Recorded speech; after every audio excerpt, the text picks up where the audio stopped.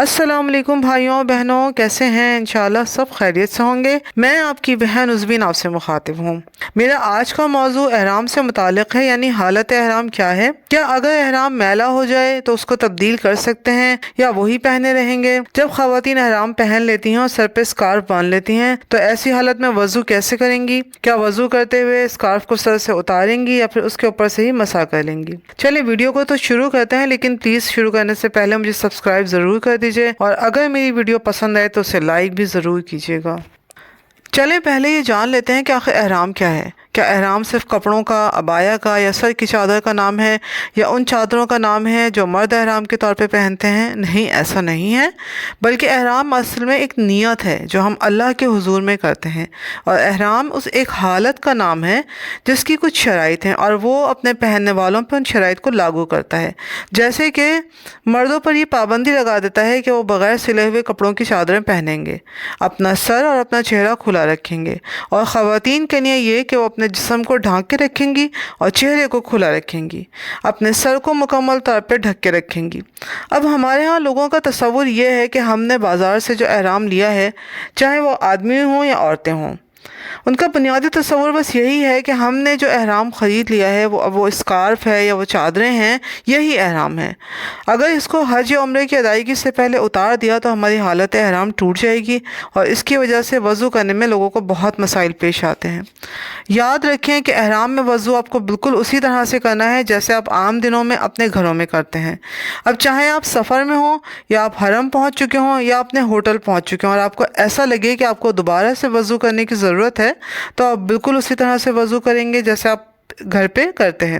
ایسا بالکل نہیں ہے کہ احرام کا وضو کسی الگ پابندی کے ساتھ میں کیا جائے گا، بلکہ بالکل اسی طریقے سے ہوگا جو وضو کا طریقہ ہے۔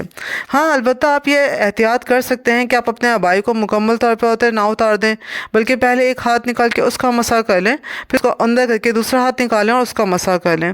بالکل اسی طریقے سے سر کے جو اسکارف ہے اس کو مکمل طور پہ ایسا نہ کریں کہ وہ سر سے اتار کے ہی کہیں رکھ دیں، بلکہ تھوڑا نیچے کر کے سر کا مسح کر لیں۔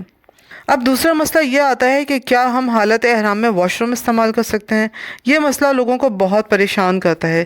آپ بالکل واش روم جا سکتے ہیں، بس احرام کی پابندیوں کا خیال رکھنے کی ضرورت ہے، کیونکہ حالت احرام میں آپ پہ خوشبو استعمال کرنے کی ممانعت ہے، یعنی آپ خوشبو بالکل استعمال نہیں کر سکتے۔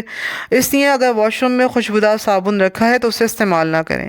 دیکھیں، جو ہوٹلوں کے واش روم ہوتے ہیں ان میں عام طور پہ ہینڈ واش رکھے ہوتے ہیں جو خوشبودار ہوتے ہیں، اس لیے جب بھی آپ احرام باندھ کے سفر کریں تو اپنے ساتھ اپنا حاجی سوپ لے کر جائیں۔ یہ بغیر خوشبو والا صابن ہے اور یہ آپ کو بآسانی مل جاتا ہے۔ کراچی میں تو آپ کو بڑی آسانی سے مدینہ مسجد میں یا فیضان مدینہ میں مل جائے گا، لیکن اگر آپ چاہیں تو اس کو دراز سے بھی آرڈر کر سکتے ہیں، میں نے وہاں بھی اس کو ملتے ہوئے دیکھا ہے۔ جب آپ احرام باندھ لیں تو اسے اپنے ساتھ رکھیں، اور اگر راستے میں یا ہوٹل میں یا کہیں بھی واش روم میں آپ کو ضرورت پیش آتی ہے تو بغیر ہچکچاہٹ کے حاجی سوپ کو استعمال کریں۔ اچھا دیکھیں، اب کچھ لوگوں کو نا یہ بھی غلط فہمی ہوتی ہے کہ ہم جو وضو کر کے اپنے گھر سے نکلے ہیں ہم نے اسی میں ایک وضو میں عمرہ مکمل کرنا ہے۔ اب سوچیں کہ آپ نے اپنے گھر سے غسل کر کے احرام باندھا، پھر آپ جا کے جہاز میں سوار ہوئے، ایئرپورٹ پہ اترنے کے بعد آپ نے گاڑی میں بیٹھ کے ایک لمبا سفر کیا اور آپ مکے پہنچے، تو اس عرصے میں ایک ہی وضو کا برقرار رہنا بہت مشکل ہے۔ اس کے علاوہ جب آپ کو حاجت محسوس ہو آپ وضو کر لیں، اور یہ کہ یہ بھی ممکن ہے کہ چلیں آپ کا وضو قائم ہے لیکن آپ کو تب بھی اپنی منزل پہ پہنچنے کے بعد تر و تازہ ہونے کی ضرورت ہے کہ آپ پاکیزگی دوبارہ سے حاصل کر لیں اور وضو کر لیں۔ اچھا، اب کچھ لوگوں کے ساتھ یہ مسئلہ ہوتا ہے کہ ان کا بار بار وضو ٹوٹ جاتا ہے، تو مطاف میں ایسے لوگوں کے لیے جگہ جگہ وضو خانے موجود ہیں۔ اگر آپ کو کئی بار وضو کرنے کی ضرورت محسوس ہوتی ہے تو آپ کئی دفعہ وضو کریں۔ یہ نہ سوچیں کہ بھئی ہم نے اپنا احرام نہیں کھولنا ہے، ہم نے وضو نہیں کرنا ہے، کچھ بھی ہو جائے ہم نے اسی وضو سے نماز پڑھنی ہے، اسی وضو سے عمرہ ادا کرنا ہے، ایسا بالکل نہ سوچیں، بلکہ آپ کو جب بھی وضو کی ضرورت محسوس ہو وضو جا کے کریں۔ اچھا دیکھیں، اب وہ مائیں جن کے ساتھ چھوٹے ان کے بچے سفر کر رہے ہوتے ہیں تو ماؤں نے بچوں کے ڈائپر تبدیل کرانے ہوتے ہیں، انہیں ضروریات سے فارغ کرانے کے لیے واش روم لے کے جانا ہوتا ہے۔ ایسے میں اگر ماؤں کو یہ لگتا ہے کہ ان کے کپڑے یا پاجامہ یا عبایا پہ کوئی بھی چھینٹ آ گئی ہے، وہ ناپاک ہو گئے ہیں، یا پھر یہ کہ کپڑوں پہ گیلا پانی لگ گیا ہے، تو آپ اس کو تبدیل کر سکتے ہیں۔ یہ بالکل بھی نہ سوچیں کہ بھئی میں تو یہی احرام کے کپڑے پہن کے آئی ہوں اور انہی میں طواف کروں گی، میں نے کیسے تبدیل کر سکتی ہوں؟ اگر میں نے انہیں تبدیل کر لیا تو میری حالت احرام خراب ہو جائے گی۔ گی مجھ پہ دم لگ جائے گا، ایسا بالکل نہیں ہے۔ اگر آپ کو لگتا ہے کہ آپ کے کپڑے خراب ہو گئے ہیں یا آپ کا عبایا گندا اور ناپاک ہو گیا ہے تو آپ ہوٹل پہنچ کر اسے چینج بھی کر سکتے ہیں، لیکن احرام کی پابندیوں کا خیال رکھیں، یعنی جیسے ہم نے پہلے بتایا تھا کہ کوئی خوشبودار صابن یا خوشبودار لیکوڈ لوشن استعمال نہ کریں۔ اچھا دیکھیں، اب ہمارے کچھ بھائی اور بہنیں جو ہوتے ہیں وہ کبھی کموڈ استعمال کرنے کے عادی نہیں ہوتے ہیں، کیونکہ ایسے بھی بہت سے بہن بھائی آتے ہیں کہ جنہوں نے جو گاؤں میں ہوتے ہیں یا قصبوں میں ہوتے ہیں یا چھوٹے شہروں سے بھی آ رہے ہوتے ہیں یا جن کے گھروں میں کبھی کموڈ استعمال نہیں ہوا ہوتا ہے، تو انہیں کموڈ استعمال کرنا نہیں آتا اور ان کو اس کی وجہ سے ناپاکی کا مسئلہ پیش آتا ہے۔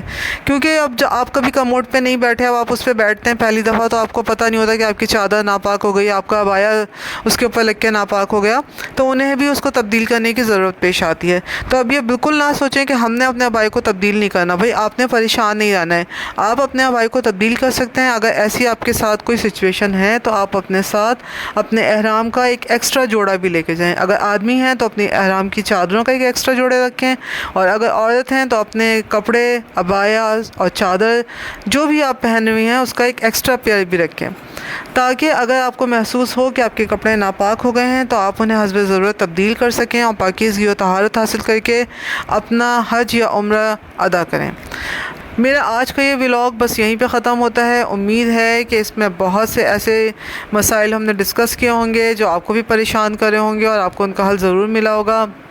اور یہ کہ اگر آپ کو میرا ولاگ پسند آیا ہے تو پلیز اس کو لائک ضرور کیجیے گا، اور اگر کوئی ایسا سوال ہے جو ابھی بھی آپ کو پریشان کرتا ہے تو آپ کمنٹ میں ڈال دیں تاکہ ہم اس کو بھی ڈسکس کر سکیں۔ تو اپنی بہن کو اجازت دیجیے۔ اللہ حافظ۔ السلام علیکم۔